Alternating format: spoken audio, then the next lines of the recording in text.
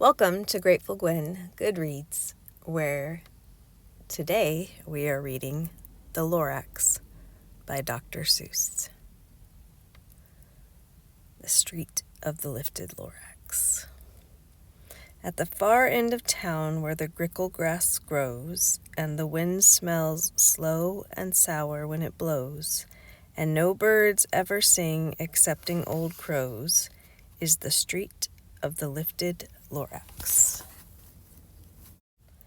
And deep in the grickle grass, some people say, if you look deep enough, you can still see today where the Lorax once stood, just as long as it could, before somebody lifted the Lorax away.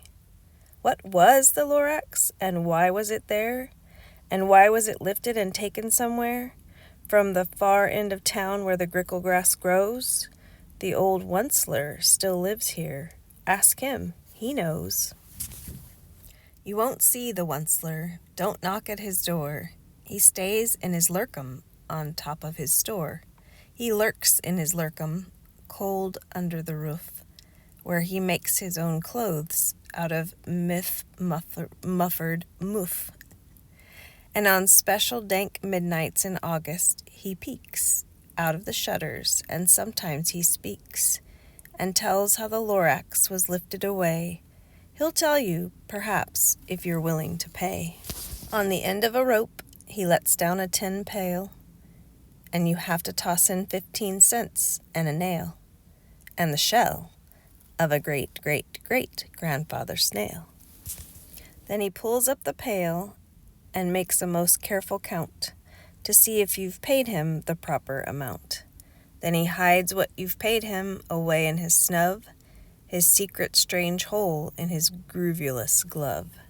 Then he grunts, I will call you by whisper my phone, for the secrets I tell you are for your ears alone. Slup!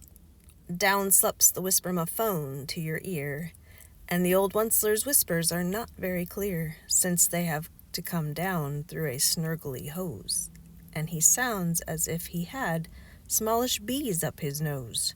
Now I'll tell you, he says, with his teeth sounding gray, how the Lorax got lifted and taken away. It all started way back, such a long, long time back. Way back in the days when the grass was still green, and the pond was still wet, and the clouds were still clean, and the song of the swami swans rang out in space. One morning I came to this glorious place, and I first saw the trees, the truffula trees, the bright-colored tufts of the truffula trees, mile after mile in the fresh morning breeze. And under the trees I saw brown barloots, frisking about in their barbaloot suits, as they played in the shade and ate truffula fruits. From the rippleless pond came the comfortable sound of the humming fish humming while splashing around. But those trees, those truffula trees! All my life I'd been searching for trees such as these. The touch of their tufts was much softer than silk, and they had the sweet smell of fresh butterfly milk. I felt a great leaping of joy in my heart. I knew just what I'd do. I unloaded my cart. In no time at all, I had built a small shop. Then I chopped down a truffula tree with one chop. And with great skillful skill, and with great speedy speed, I took the soft tuft and I knitted a thneed. The instant I'd finished, I heard a gazump. I looked, I saw something pop out of the stump of the tree I'd chopped down. It was sort of a man. Describe him? That's hard. I don't know if I can. He was shortish and oldish and brownish and mossy, and he spoke with a voice that was sharpish and bossy. Mister, he said with a sawdusty sneeze, I am the Lorax. I speak for the trees. I speak for the trees have no tongues, and I'm asking you, sir, at the top of my lungs. He was very upset as he shouted and puffed, What's that thing you've made out of my truffula tuft? Look, Lorax, I said, there's no cause for alarm. I chopped just one tree. I'm doing no harm. I'm being quite useful. This thing is a thneed. A thneed's a fine something that all people need. It's a shirt, it's a sock, it's a glove, it's a hat. But it has other uses. Yes, far beyond that. You can use it for carpets, for pillows, for sheets, or curtains, or covers, for bicycle seats. The Lorax said, "Sir, you are crazy with greed. There is no one on earth who would buy that fool thneed." But the very next minute I proved he was wrong, for just at that minute a chap came along, and he thought that the thneed I had knitted was great. He happily bought it for $3.98. I laughed at the Lorax. "You poor stupid guy, you never can tell what people will buy."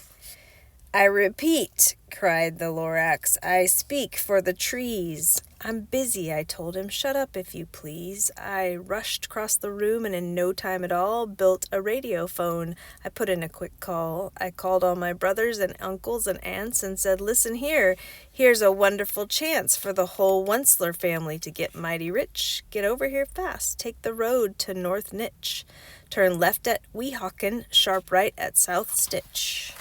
And in no time at all, in the factory I built, the whole Onceler family was working full tilt. We were all knitting thneeds, just as busy as bees, to the sound of the chopping of truffula trees.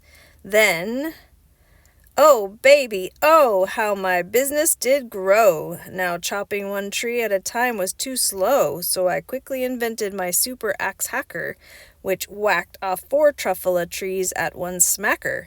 We were making thneeds 4 times as fast as before, and that Lorax, he didn't show up anymore. But the next week he knocked on my new office door. He snapped, "I'm the Lorax who speaks for the trees, which you seem to be chopping as fast as you please. But I'm also in charge of the brown barbaloots, who played in the shade in their barbaloot suits, and happily lived eating truffula fruits. Now, thanks to your hacking my trees to the ground, there's not enough truffula fruit to go round, and my poor barbaloots are all getting the crummies because they have gas and no food in their tummies. They loved living here, but I can't let them stay. They'll have to find food, and I hope that they may. Good luck, boys," he cried, and he sent them away. I, the Onceler, felt sad as I watched them all go. But business is business, and business must grow, regardless of crummies in tummies, you know. I meant no harm, I most truly did not, but I had to grow bigger, so bigger I got. I biggered my factory, I biggered my roads, I biggered my wagons, I biggered the loads of the thneeds I shipped out. I was shipping from forth to south, to the east, to the west, to the north. I went right on biggering, selling more thneeds as I biggered, and I biggered my money, which everyone needs. Then again, he came back. I was fixing some pipes when that old nuisance Lorax came back with more gripes. "I am the Lorax," he coughed and he whiffed. He sneezed and he snuffled, he snargled, he sniffed. "Onceler," he cried with a cruffulous croak. "Onceler, you're making such smogulous smoke. My poor swami swans, why they can't sing a note. No one can sing who has smog in his throat." "And so," said the Lorax, "please pardon my cough. They cannot live here, so I'm sending them off. Where will they go? I don't hopefully know. They may have to fly for a month or a year to escape from the smog you've smogged up around here." "What's more," snapped the Lorax, his dander was up, "let me say a few words about Gluppity-Glup. Your machinery chugs on day and night without stop, making gluppity-glup and sloppity-slop. And what do you do with this leftover goo? I'll show you, you dirty old Onceler man, you. You're glumping the pond where the humming fish hummed. No more can they hum, for their gills are all gummed. So I'm sending them off. Oh, their future is dreary. They'll walk on their fins and get woefully weary, in search of some water that isn't so smeary." And then I got mad. I got terribly mad. I yelled at the Lorax, "Now listen here, Dad. All you do is yap yap and say bad, bad, bad. Well, I have my rights, sir, and I'm telling you I intend to go on doing just what I do.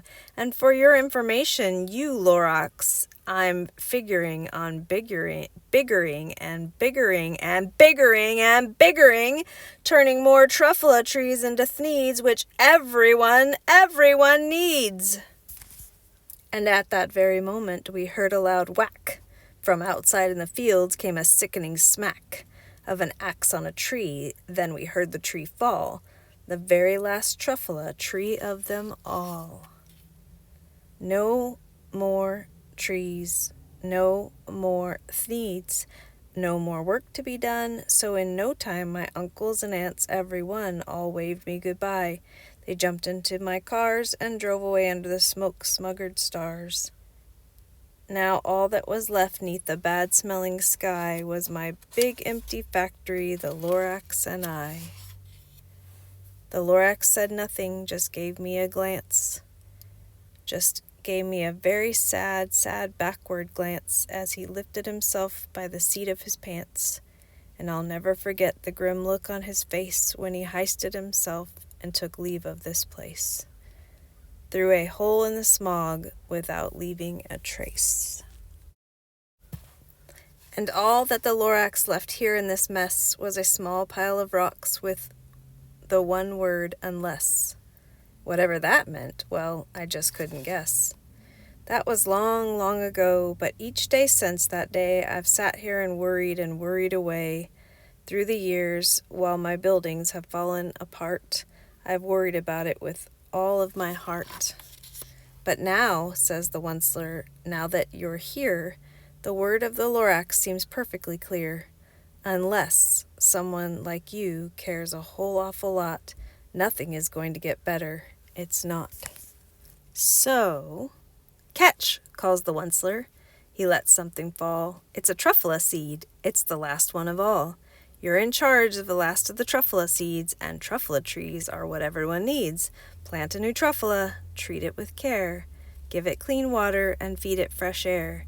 Grow a forest, protect it from axes that hack. Then the Lorax and all of his friends may come back. Hope you have enjoyed this meaningful tale of the Lorax by Dr. Seuss. Until next time, be mindful. Take care.